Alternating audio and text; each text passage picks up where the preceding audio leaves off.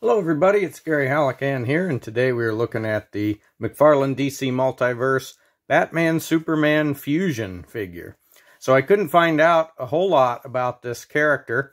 He appears in a comic from just a couple years ago, and I guess it's something to the effect that Batman and Superman are trying to defeat Green Lantern, and something happens that causes them to actually fuse together, but with the added benefit of Green Lantern powers on top of it. So sounds like a pretty cool character. All I know is that I think the design is pretty fantastic. When I first saw this design, when the comic book came out, I thought, that looks really cool. I think that's a great design, especially the logo. Looks like a really great combination of the character looks there.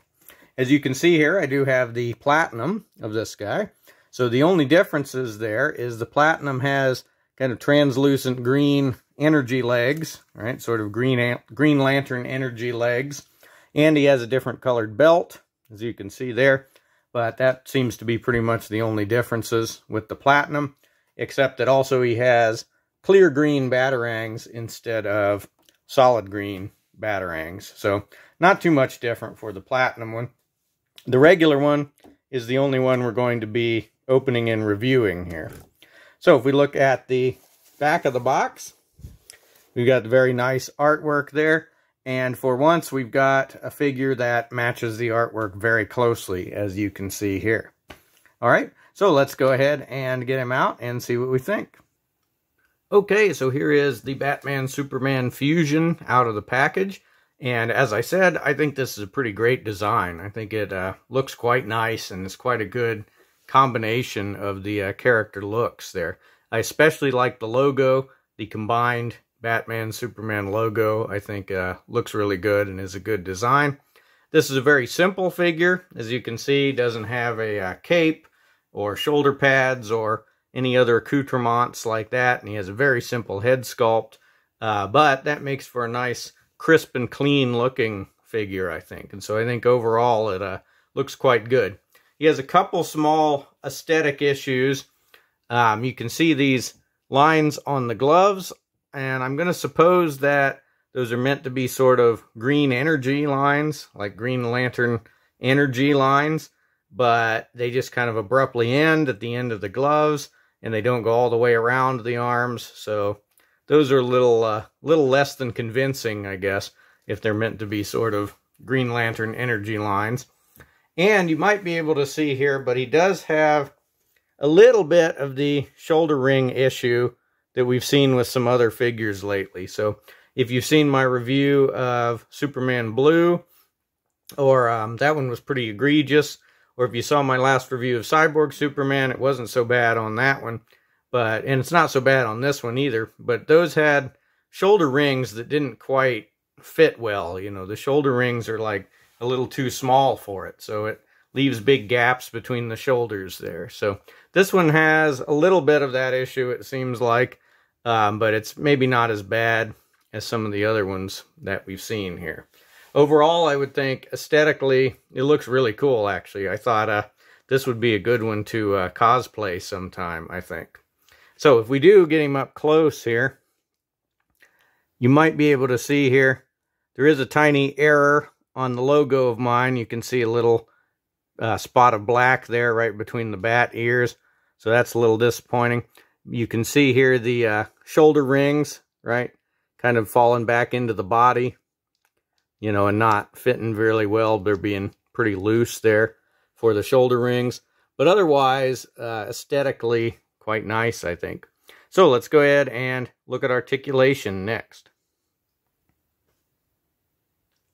Okay, so he shouldn't really be limited at all, articulation-wise. As we said, he doesn't have any hair or cape or shoulder pads or anything like that. So hopefully we should get really good articulation with him. So starting at the head, and he does have very pointy ears at the top, so you be careful with those. Can only look up about that far, so that's not real great. You're not going to get great flying poses or anything. Can look down that far, so a little bit of look down, but not too much.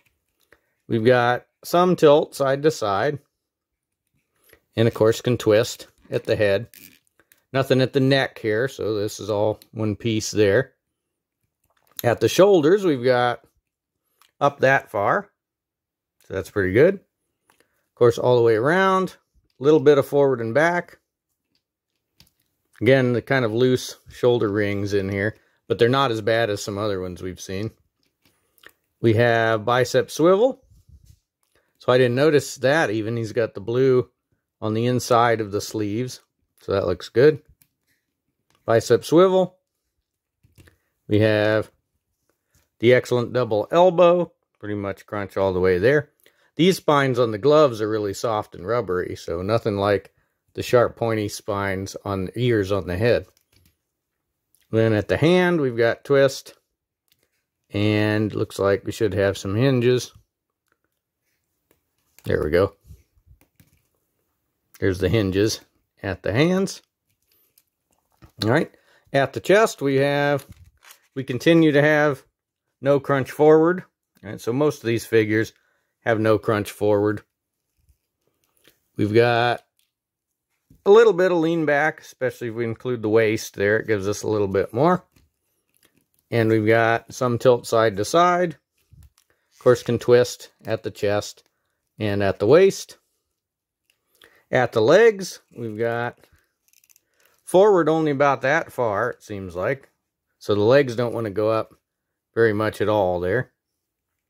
And we've got back, not really much at all. Not even quite full splits there, so not quite on the legs. So the legs a little more limited than some of the other ones we've seen. Practically no twist at all at the thigh, but pretty clean looking, transition from diaper piece to legs there. It's not really jarring at all, which we have seen some that are. All right, then we've got the double knee. It's very tight, but there it goes. Double knee goes that far. Very tight on the knee here. And then at the foot, we've got up that far. Points down all the way, so that's pretty good. Got the toe. And of course, we twist it a little bit. We've got the ankle pivot there. So it's all right, articulation-wise. Some of them are definitely better than this one. Some are definitely worse than this one. You'd think he'd be a little more articulated just because he is, a very simple body, unencumbered by a lot of accessories. So you'd think, he'd have maybe a little more articulation, but, he's okay. I think we can still get some good poses out of him. So let's look at accessories next. So, of course, he comes with the card, which in this case very closely matches the figure, so that's nice. And, of course, the stand that is standard. And then he actually does get some accessories this time. So we have 3 batarangs and 1 extra hand, and all the batarangs are the same.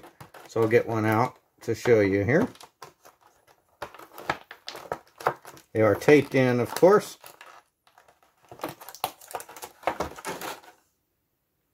Okay, so here is one of the batarangs. So it's very simple and just plain green, and it's kind of a little bit soft, right? And it looks to me like the hand that is already on him is a holding things hand. So let's see here.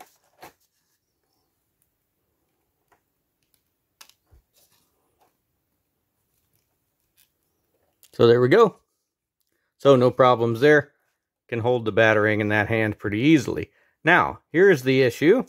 He comes with 1 holding hand, and the other extra hand that we'll see in a second here is an open hand. And both of those are left hands, and he only has 1 fist for the right hand, but he comes with 3 batarangs. So there's nowhere, it looks like, on his belt to store any batarangs, and he can only hold 1 at a time, so I'm not sure, what you're supposed to do with that. What you're supposed to do with the other 2 of them. I guess you could, put them on the ground and act like he has already thrown them. So that's a little bit strange. It's nice to get 3 batarangs, but, you'd like for him to be able to hold at least 2 at once. Okay, and then the only other accessory is this left open hand. And so that looks pretty all right. So again, accessories aren't bad, but you can't really use all of them, right? You know, you can only hold one Batarang at a time there. So that's a little bit interesting. All right, let's do some size comparisons next.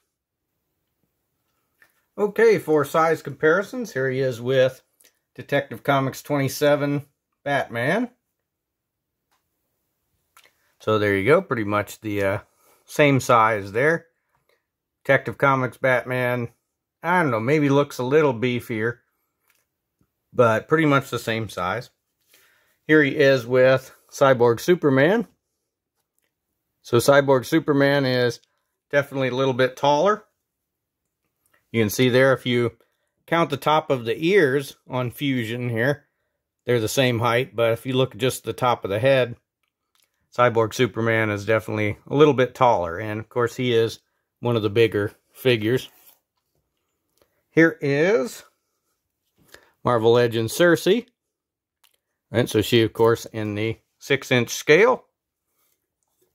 Here is a typical 12-ounce beverage can. And then, as always, here is John Cena. There we go. So you can see how he compares with all of those. So pretty much a normal size figure for the DC Multiverse wave. A little bit smaller than Cyborg Superman. So stay tuned for some dramatic poses with this guy. And overall, I will say that the Batman Superman Fusion figure is pretty good. He's maybe not the ultimate figure, of the wave, but he's all right.